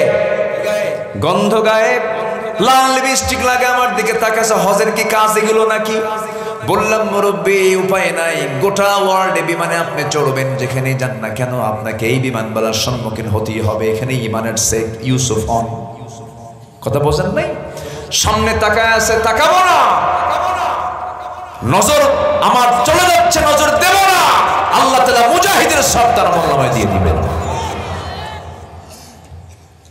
কষ্ট পাচ্ছেন নাকি? আজকে পশ্চিমা, ইউরোপ, আমেরিকার সবচেয়ে বড় ষড়যন্ত্র হলো মুসলমানদের ইমানকে ধ্বংস করার জন্য তারা দুটা জিনিসকে বেছে নিয়েছে। এক নাম্বার হলো নারীদেরকে উলঙ্গ করে রাস্তায় বের করে দিয়েছে, আর তাদের সংস্কৃতি উলঙ্গ সিনেমা নাটকগুলো আমাদের সামনে ছড়িয়ে দিয়েছে। সিনেমা ঢুকায় দাও, সংস্কৃতি ঢুকায় দাও, ওদেরকে উলঙ্গ করে ঘর থেকে বের করো, ইমান আপনা আপনি আউট হয়ে যাবে। তারা তাদের সমস্ত যে পরিকল্পনাগুলো, তাদের যে ষড়যন্ত্রগুলো, সেই ষড়যন্ত্র ইউরোপ আমেরিকা ফেল না পাস? পাস। আমার মা এগুলোকে লুফিয়ে নেওয়া যাবে না। আপনি যখন ছোট শিশু, বাবা আপনাকে কন্ট্রোল করবেন, বিয়ের আগ পর্যন্ত বাবার নিয়ন্ত্রণে আপনি থাকবেন, আপনার সম্মান আছে। অবশ্যই আপনি একজন কন্যা হিসেবে আল্লাহ তাআলা আপনাকে অনেক দাম দিয়েছেন। প্রত্যেক পিতামাতার দায়িত্ব ওই কন্যাদের উপরে আছে না নাই বলেন? আছে। কন্যা হিসেবে এমন সম্মান, স্ত্রী হিসেবে সম্মান, মা হিসেবে যে সম্মান দেওয়া হয়েছে, পৃথিবীর কোন ধর্মে এমন সম্মান দেয় নাই। পৃথিবীর কোন ধর্মে আপনি এমন সম্মান পাবেন না। আমার আল্লাহ তাআলা বললেন, আমি জান্নাতটা কোথাও রেখে দেই নাই, জান্নাতের অ্যাড্রেসটা আমি রেখে দিয়েছি মার পায়ের নিচে। জোরে কোন সুবহানাল্লাহ। এরপরও মায়েরা কয় ইসলাম নারীকে ঠকাইছে, ইসলাম নারীকে ঠকাইছে। সম্পদ বেশি পায় পুরুষ না মহিলা? ভালো করে বলবেন। পুরুষ বেশি পায় না মহিলা বেশি পায়? বাবার সম্পত্তি ছেলে পায় 2 বিঘা, মেয়ে পায়, তাহলে বেশি পাইলো কেমনে? হ্যাঁ, আয় আছে কিন্তু ব্যয় নাই। আয় আছে কিন্তু, আর পুরুষের কি আয় আছে, যা ব্যয় আছে তার চাইতে বেশি। খেলে হিমশিম খায়, খেলে হিমশিম খায়, মাথা গরম, ঠিক কি না? পুরুষের মাথা গরম, ক্রয় ক্ষমতার বাইরে চলে গেছে। 110 টাকা ডলার ছিল, 117 টাকা হয়েছে আজকে। বরকত, তাই না? মানে 117 টাকা গুনতে হবে $1 নিতে। দিন দিন বরকত হচ্ছে আমাদের। আফগানিস্তান যুদ্ধ বিধ্বস্ত একটা দেশ, সেই দেশের ডলারের মানটা তারা, টাকার মানটা তারা কত উন্নত করেছে। মাত্র 60 টাকা দিলে পরেই তাদের 60 টাকা $1 পেয়ে যায়। কিন্তু আজকে আমরা গণতন্ত্রের কথা বলি, আজকে আমরা স্বাধীনতার কথা বলি, এত কিছু বলতেছি, আমরা মুক্ত হয়েছে, স্বাধীন হয়েছি, মানবতা অর্জন করেছে, কত কি করেছি, কিন্তু দুর্নীতিতে আমরা কি সাধারণ না চ্যাম্পিয়ন? আলহামদুলিল্লাহ। যেরকম নাউজুবিল্লাহ, যেরকম নাউজুবিল্লাহ। তাহলে পুরুষের আয় যা আছে তার চেয়ে ব্যয় কম না বেশি? কিন্তু মেয়েদের আয় আছে কিন্তু ব্যয় নেই, যা হয় তাই থেকে। এদিক থেকে পুরুষের চাইতে মেয়েদের সম্পদ কম না বেশি? বেশি। মেয়েরা স্বামীর কাছে পায়, মেয়েরা ছেলের কাছে পায়, মেয়েরা বাবার কাছে পায়, মেয়েরা মার কাছে পায়, সবগুলো এক জায়গায় হয়ে যায়। আবার মোহরানার টাকা একসঙ্গে পায়, না দিলে খালি খোটা মারে, দিবি কোন দিন। আস্তে কয়, আস্তে কয়, ঠিক কি না? আমরা আবার কৃপণ হই, বিয়ে করতে গেছি ভালো কথা, মোহরানার টাকা বাকি রাখি। কেমন বাকি জানেন? 10,03,301 টাকা মোহরানা ধার্য করিয়া, তোর মধ্যে নাকফুল বাবদ 301 টাকা পরিশোধ করিয়া, বাকি টাকা ফাঁকি দিয়া। আছে না? আচ্ছা, এরকম ব্যবসা কি করবে বলেন তো? 10 লক্ষ টাকা হচ্ছে লেনদেন, সেখানে দিছে মাত্র কত? আচ্ছা, এটা কি কোনো লেনদেন হলো? ডাউন পেমেন্ট তো অন্তত 50% দেওয়া দরকার, তাও দেয় না। এটা কিন্তু ফরজ কাজ, এটা দেওয়া উচিত। আবার কিছু মেয়ের বাপরা আছে ডাকাত, কি কিছু ডাকাত আছে না? মোহরানা ধার্য করে কত জানেন? 50 লক্ষ টাকা, যেন জীবনে তুই তালাক দিতে না পারিস। এরকম সন্ত্রাস কিছু বাপ আছে না? নাই সন্ত্রাসী না? এটা সন্ত্রাসী না? কেন এটা হবে? এটা জালেম, এটা জুলুমের কাজ। এটা যে পাত্র বিয়ে করতে যাচ্ছে তার যে সমর্থ হবে, সেই সমর্থ অনুযায়ী মোহরানাটা যেন এটা হাস্যকর না হয়।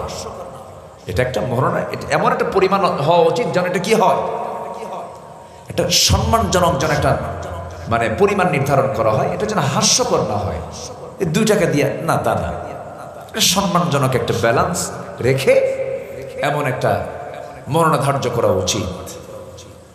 তাহলে মোহরানার টাকাটা থেকে যায়, উপহারের কিছু থেকে যায়, সোনা থেকে যায়, রূপা থেকে যায়, তারপরে বাবার কাছ থেকে যায়, মার কাছ থেকে যায়, ছেলের কাছ থেকে যায়, স্বামী থেকে, সব থেকে যায়। আর ছেলের কি হয়? আচ্ছা, ছেলের কি হয়? খরচ হয়ে যায়। তাহলে সম্পদ বেশি জমা হলো কার?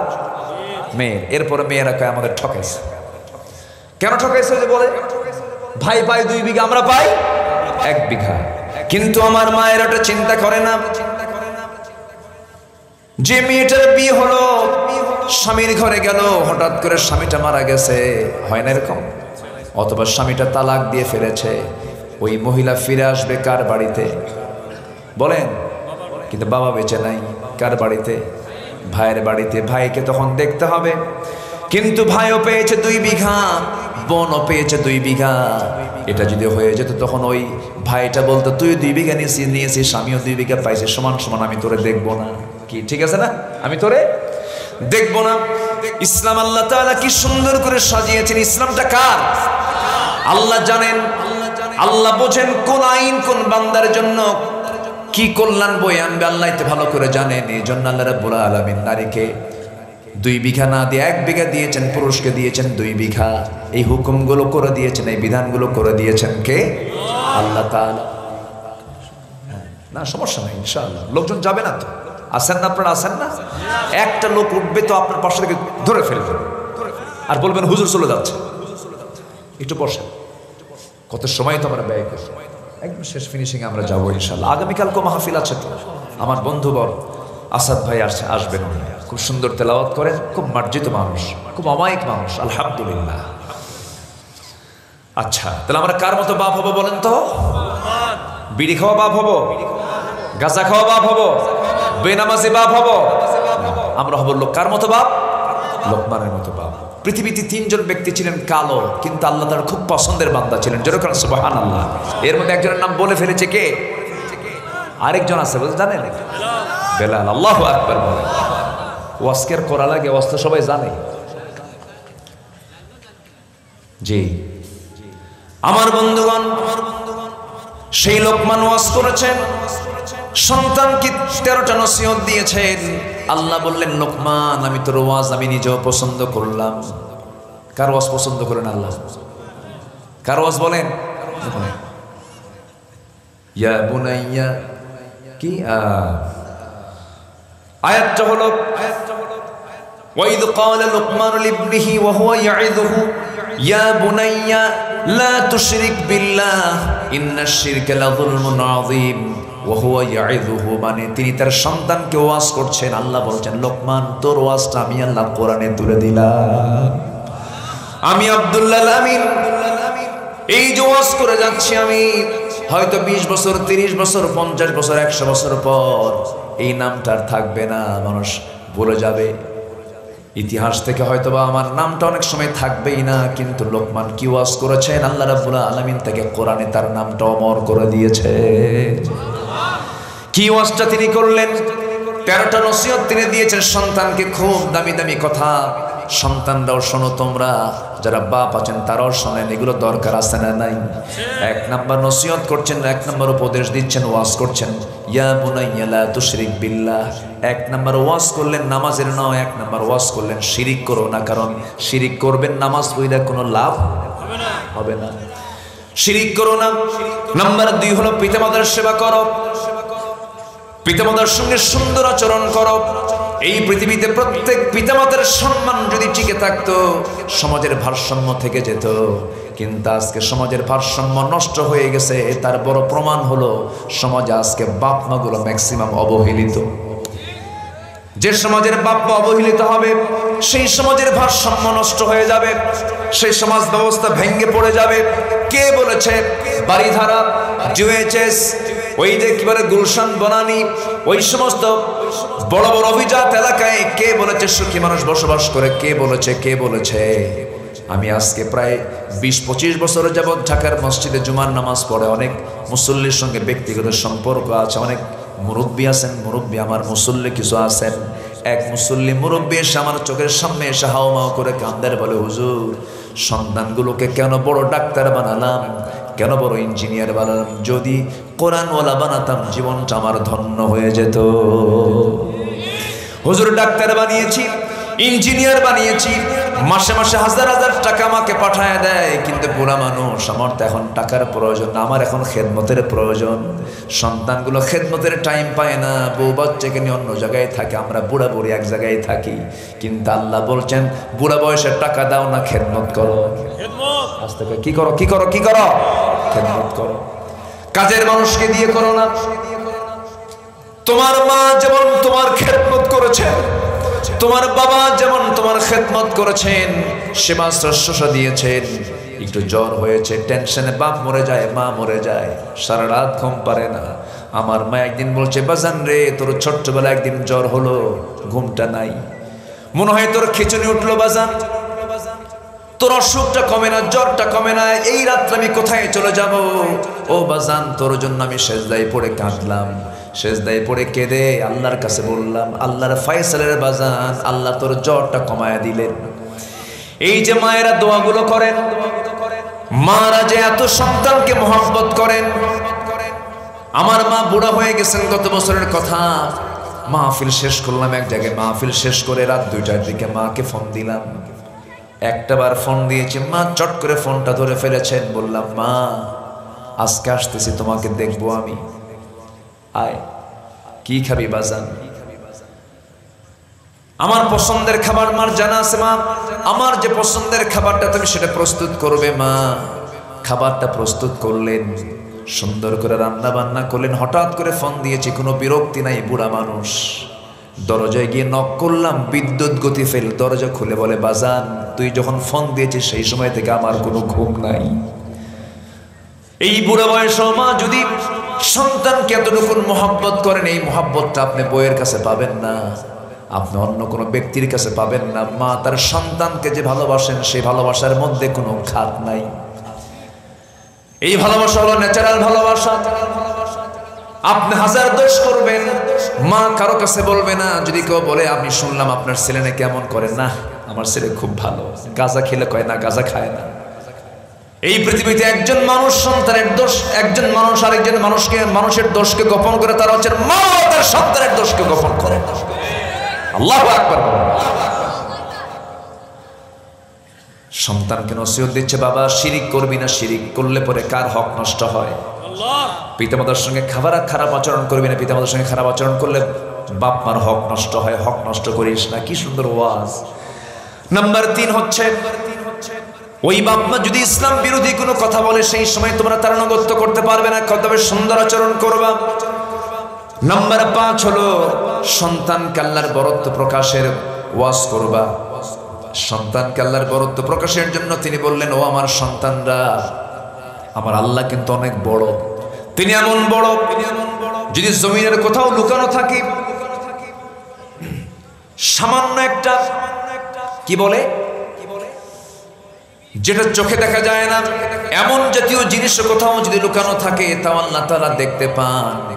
ইন তাকু মিসকালা হাববাতিন মিন খারদালিন ফাতাকুন ফি সাখরাতিন আও ফিস সামা। আল্লাহ রাব্বুল আলামিন কি সুন্দর করে বলছেন, লোকমানের ওয়াজটাকে তুলে ধরছেন, ও আমার সন্তানরা, আল্লাহর বরত্ব প্রকাশ করতে কৃপণতা করবে না। নাম্বার 6 হলো ইয়া বুনাইয়া কিমিস সালাহ, হে আমার কলিজার টুকরা। যখন বিয়ে হলো সেই সময় তো রাসূল নবুয়ত পান নাই, কিন্তু স্বামীকে খুব মহব্বত করতেন তিনি। যখন তিনি বিয়ে, তার স্বামী নবীর সাথে যখন মুহাম্মদ বিন আব্দুল্লাহর সঙ্গে যখন বিয়ে হয়ে গেল, মক্কার সবচেয়ে দুর্বল মানুষ, গরিব মানুষ হচ্ছেন আমার নবী, আর মক্কার সবচেয়ে ধনী মহিলার নামটা কি বলেন? বলেন কে কে? খাদিজা। কিন্তু দেখেন স্বামীর প্রতি কি ভক্তি, কি সম্মান শ্রদ্ধা। যখন বিয়েটা হয়ে গেল, বিয়ে হওয়ার সঙ্গে সঙ্গে মক্কার সমস্ত ধনী মানুষরা বলে ফেললো, খাদিজা তুমি একটা কাজ করলা নাকি? গরিব একটা যুবক তুমি তাকে স্বামী বানালা। কত ধনী ধনী যুবকরা ছিল। আম্মাজান খাদিজার কানে যখন সংবাদটা চলে গেছে, তিনি সমস্ত ধনীদেরকে ডাক দিলেন। সেই সময় তো পর্দার আয়াত নাজিল হয় নাই, সব ধনীদেরকে এক জায়গায় করলেন। এক জায়গায় করে বলছেন, ও মক্কার ধনকুবেরা, আমার স্বামীর সম্পর্কে তোমরা কি ক্লেম দিচ্ছ আমি বুঝতে পেরেছি। আমার স্বামী নিয়ে আমি তোমাদেরকে 4টা প্রশ্ন করব, তোমরা জবাবটা দেবে। নাম্বার 1, বলো তো আমার স্বামীর বংশটা কেমন? শ্রেষ্ঠ বংশ কুরাইশ বংশ। নাম্বার 2, আমার স্বামীর চেহারা কেমন? মক্কার মুহাম্মাদের মতো চেহারা, মক্কা শুধু নয় গোটা দুনিয়া তেমন সুন্দর চেহারার কোনো মানুষ আমরা দেখি নাই। নাম্বার 3 হলো চরিত্র কেমন? সবাই বলে ফেলতেছে এই মুহাম্মদ কখনো মিথ্যা কথা বলে নাই, আমরা তার নাম দিয়েছি আল আমিন। এই মুহাম্মদ আমাদের খেয়ানত করে না, আমরা তার নাম দিয়েছি আস-সাদিক আল আমিন। আমরা জানি এই মুহাম্মাদের চাইতে উন্নত চরিত্রের মানুষ এই মক্কা নগরে আর দ্বিতীয়টা নাই। এবার তিনি বলছেন নাম্বার 4, আমার স্বামীর সম্পদ কেমন? এবার গলা ঝাড়া দিয়ে সব বলতেছে, এই জন্যই তো মানা করছি, তার টাকা পয়সা নাই। এবার তিনি বলছেন শোনো, বংশ টাকা দিয়ে কেনা যায় না, চেহারা অর্জন করা যায় না। চেহারাটা কে দেন? আল্লাহ দিয়ে দেন। চেহারায় বান্দার কোনো হাত নাই। কার হাত? আমার স্বামীর চেহারা সুন্দর, আমার স্বামীর বংশ সুন্দর, আমার স্বামীর চরিত্র সুন্দর। চরিত্র তো কেউ কিনতে পায় না, চরিত্র অর্জন করতে হয়, চরিত্র নিজের মধ্যে যোগ্যতা ফিরে আনতে হয়। আমার স্বামীর চরিত্র সুন্দর, আমার স্বামীর বংশ সুন্দর, আমার স্বামীর চেহারাও সুন্দর, আমার স্বামীর টাকা নাই পয়সা নাই, এই তো তোমরা চিন্তা করতেছো। তোমরা সাক্ষী থাকো, আমি খাদিজা এই মুহূর্তে বললাম, আমার স্থাবর অস্থাবর সমস্ত সম্পদ এই মুহূর্তে আমি আমার স্বামী মুহাম্মদকে দিয়ে দিলাম। যেরকম সুবহানাল্লাহ। জীবন দিয়ে সম্পদ দিয়ে রাসূলকে মুহাব্বত করেছেন আম্মাজান খাদিজা। রাসূল যখন নবুয়ত পেয়েছেন, নবুয়ত পেয়ে এসে বলছেন খাদিজা, আমি আল্লাহর নবী, তোমার কি পছন্দ হয় নাকি? সঙ্গে সঙ্গে খাদিজা বলছেন, স্বামী আমার, 15টি বছর ধরে দাম্পত্যময় জীবন চালালাম, আপনি যার মুখে আমি একটা মিথ্যা কথা বলতে শুনি নাই। আপনি এতিমের পাশে দাঁড়ান, অসহায়ের পাশে দাঁড়ান, বিধবার পাশে দাঁড়ান, আপনি মিথ্যা কথা বলেন না, আপনি কাউকে ঠকান না। অবশ্যই আপনি আল্লাহর নবী হবেন, কোনো সন্দেহ নাই। সুন্দর করে হাতটা রেখে কালিমা পড়লেন, লা ইলাহা ইল্লাল্লাহু মুহাম্মাদুর রাসূলুল্লাহ সাল্লাল্লাহু আলাইহি ওয়াসাল্লাম। খাদিজার মতো নবী ভক্ত হও। নাম্বার 7, সুলাইমানের মতো ন্যায়বান শাসক হও। সুলাইমান বিচার করেছেন মানুষ দেখে না, আইন দেখে। বলেন মানুষ দেখে না, আইন দেখে। আইন বিচার করতে হবে ব্যক্তি দেখে না, আইন দেখে। আমার দেশে বিচার হয় আইন দেখে না ব্যক্তি দেখে। শুধু আমার দেশ নয়, গোটা পৃথিবীতে আজকে বিচার হচ্ছে ব্যক্তি দেখে না, আইন দেখে, ব্যক্তি দেখে। সুলাইমানের মতো শাসক হও। নাম্বার 8, মুসার মতো সাহসী হও। মুসা ভীরু ছিলেন না, সাহসী ছিলেন। যারা সাহসী হয় তাদের মেজাজ দুর্বল হয় না, মজবুত হয়। একজন নবী সবচেয়ে বড় মেজাজে ছিলেন, সবচেয়ে বড় রাগে ছিলেন। কোন নবী বলেন? বলেন কোন নবী? থাপ্পড় মারছেন কোন নবী বেশি? কারে থাপ্পড় মারছেন? হ্যাঁ, মালাকুল মউত তো আছে, আরেকজনকে মারছেন তো। ফেরাউনকেও মারছেন, তাও কত বছরে জানেন? 2 বছরে। তাফসীর আসছে কয় বছরে? 2 বছরে। কোলে নিছে, আসিয়া কোলে তুলে দিয়েছেন। স্বামী আমার, আপনি বাচ্চা দেখে আপনি এত ভয় পান? সব জায়গায় মুসা ঘোরে নাকি? কোলে নেন, কোলে নিছে। কোলে নিয়ে চুপ করে থাকলেও হতো, কোলে না নিয়া ওই ঠোঁটটা দিয়া তার গালের দিকে, তার কপালের দিকে নিয়ে যেতে চুমো খাবে। নতুন কোলে তো বাচ্চা এমনি উঠতে চায় না। এক তো নতুন কোল, আবার আর কে তো ফেরো। মুসার গালে যখন জোর কইরা স্বৈরাচারী কায়দায় যখন চুমু খেতে উদ্যত হয়েছে, আস্তে করে হাতটা বের করে মারছে একখান থাপ্পড়। এক থাপ্পড় খায়া ফেরাউন বলতেছে, আসিয়া তাড়াতাড়ি আসো, আমি নিশ্চিত এটাই মূসা। কেন? আমি বুঝতে পারছি কেন। জীবনে আমার এরকম থাপ্পড় কিসমতে জোটে নাই, যে থাপ্পড়টা খাইলাম এরকম থাপ্পড় আমার জীবনে কেউ মারে নাই। আমি একে মেরে ফেলব, আমি বুঝতে পারছি এটাই নবী হবে। আসিয়া বলছেন, আমার স্বামী এই 2 বছর বাচ্চার থাপ্পড় খায় আপনি শীত হয়ে পড়েন, আর জনগণ যদি এই সংবাদ জানে আপনার প্রতি কি বিশ্বাস থাকবে মানুষের? তাই তো। আসিয়া তুমি এই কথা কাউরে কইও না। আল্লাহু আকবার বলবেন না? কে বাঁচান? আসতে বলবেন না, কে বাঁচান? ইযহাব ইলা ফিরআউনা ইন্নাহু তাগা। হে মুসা, তুমি ফেরাউনের কাছে যাও, কারণ সে সীমা লঙ্ঘন করেছে। উনি বলেন, আল্লাহ আমি যাব, সাহস আছে, কিন্তু জিহ্বা ঠিক নেই।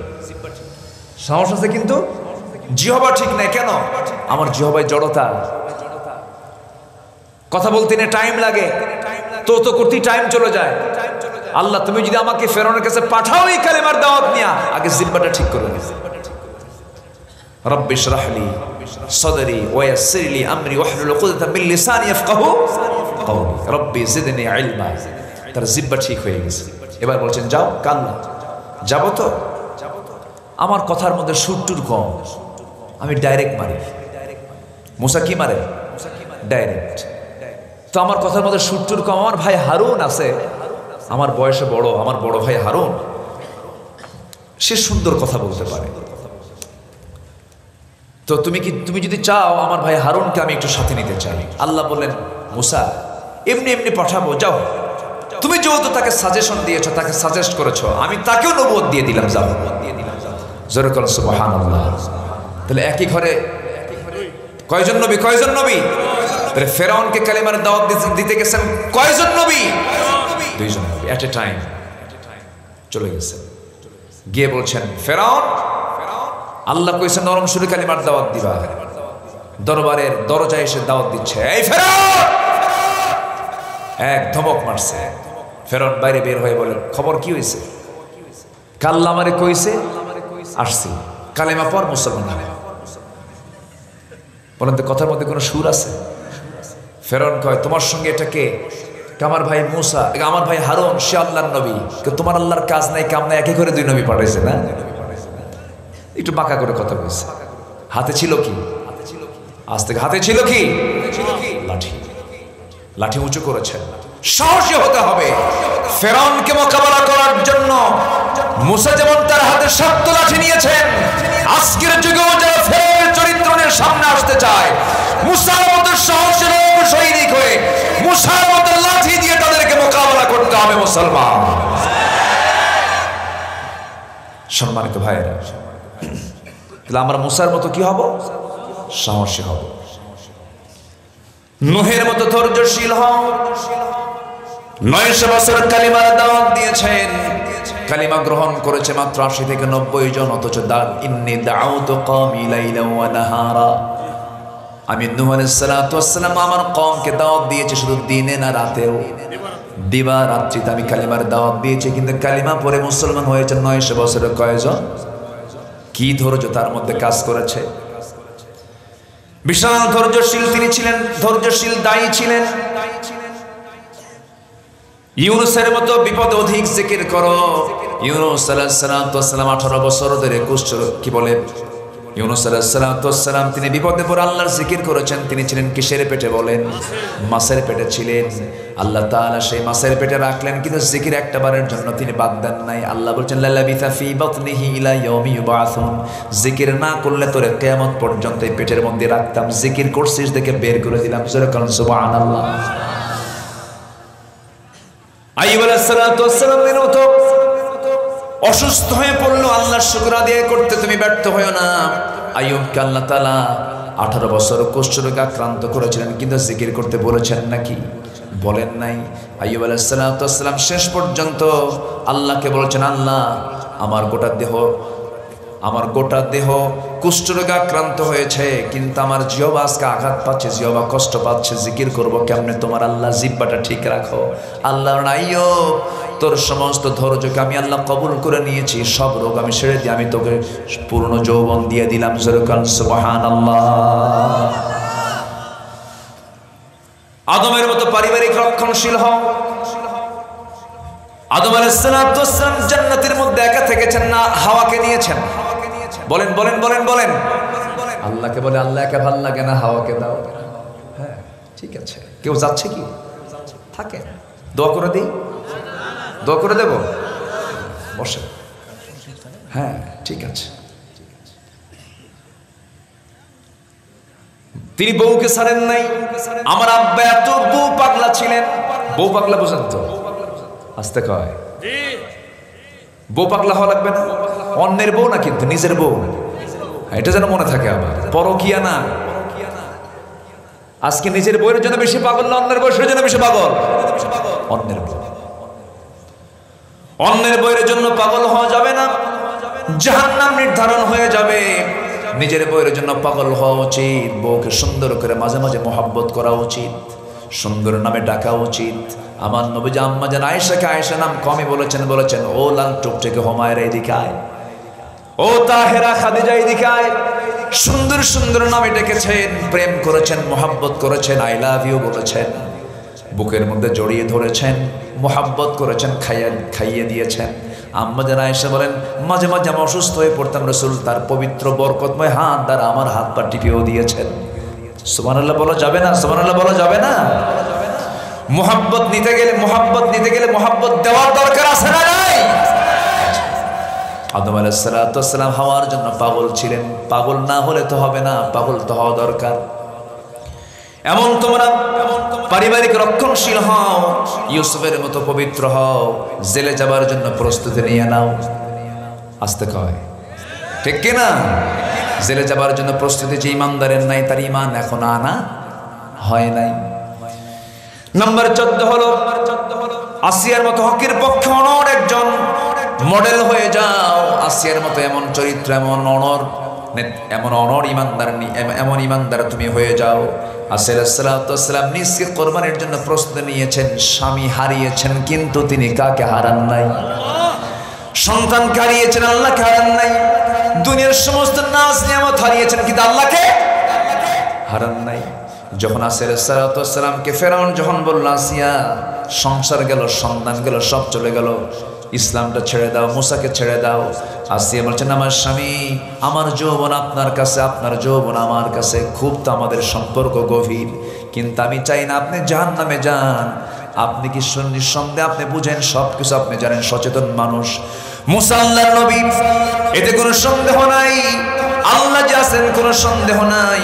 ফেরাউন বলছে, আসিয়া শোনো, এটা আমি নিশ্চিত জানি, আল্লাহ সত্য, মুসাও সত্য, কিন্তু আমার নেতৃত্ব আমি ছাড়বো না, আমার চেয়ার আমি ছাড়বো না।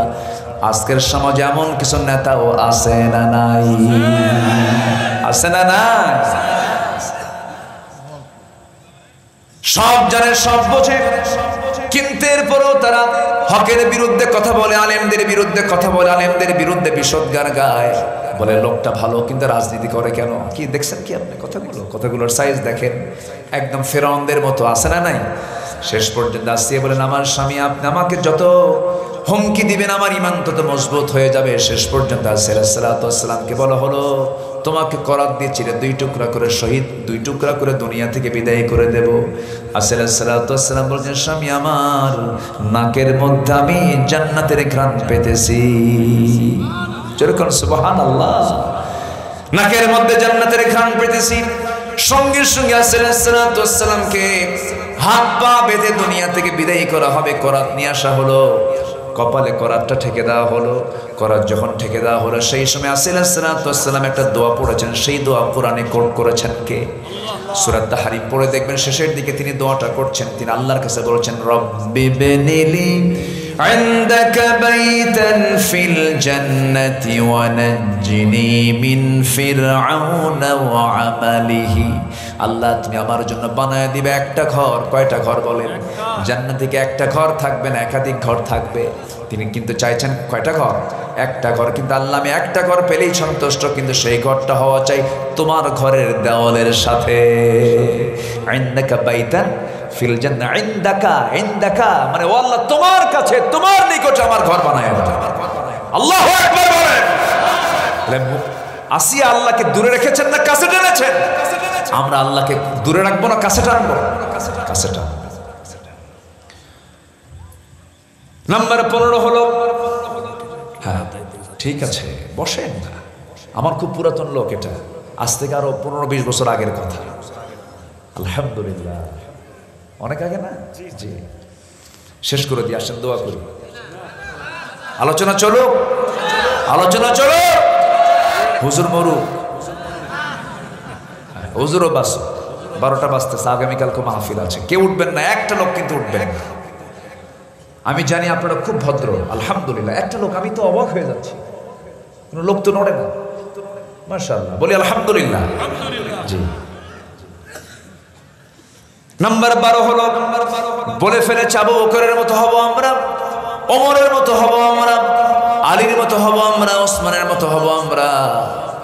আমার বন্ধুগণ, সাহাবায়ে কেরাম হল আকাশের নক্ষত্রের মতো, as-সাহাবাতু কান-নুজুম বলেছেন মুহাম্মদ সাল্লাল্লাহু আলাইহি ওয়াসাল্লাম। তাদের মতো ঈমান যদি আনতে পারে, আল্লাহ বলেছেন ইন্নাল্লাযীনা আমানু, ঈমান যারা আনবে, ওয়া আমিলুস সালিহাত, নেক আমল যারা করবে, ওয়া আকামুস সালাহ, নামাজ যারা কায়েম করবে, ওয়া আতুজ যাকাত, ওয়া আতাউজ যাকাত, যারা যাকাত আদায় করবে, এই 4টা কাজ যারা করবে তাদের জন্য পুরস্কার আছে। কার কাছে? আল্লাহ। কি ছোট না বড়? তার পুরস্কারটা হবে ছোট না বড়? বড় পুরস্কার, যে পুরস্কারের মধ্যে কোনো দোষ ধরার কোনো সুযোগ নাই। আপনি যত খাওয়ান কিন্তু মানুষকে সন্তুষ্ট করতে পারবেন না। মানুষ বলবে এর চেয়ে ভালো খাওয়া খাইছি, কিন্তু আল্লাহ বান্দা কেমন খাওয়া জান্নাতে খাওয়াবেন বান্দা কখনো কল্পনাও করে নাই। জোরে বলেন সুবহানাল্লাহ। এই 4টা কাজ করবা তুমি, আল্লাহ বলছেন তোমার ভিতর থেকে ভয় দূর করে দেব, চিন্তা দূর করে দেব। তোমার ভয়, তোমার মধ্যে কোনো ভয় নাই, তোমার মধ্যে কোনো চিন্তা থাকবে না। ভয় মুক্ত, চিন্তা মুক্ত করে দিবেন তিনি আমার কে? 5 ওয়াক্ত নামাজ পড়বেন কারা কারা? একটা হাত তোলা দেখান তো দেখি। জোরে বলি ইয়া আল্লাহ, আরো জোরে ইয়া আল্লাহ। তোমার ভয়ে, তোমার মহাব্বতে, তোমার সম্মানে আমাদেরকে 5 ওয়াক্ত ফরজ সালাত আদায় করা তৌফিক তুমি আল্লাহ দিয়া দাও।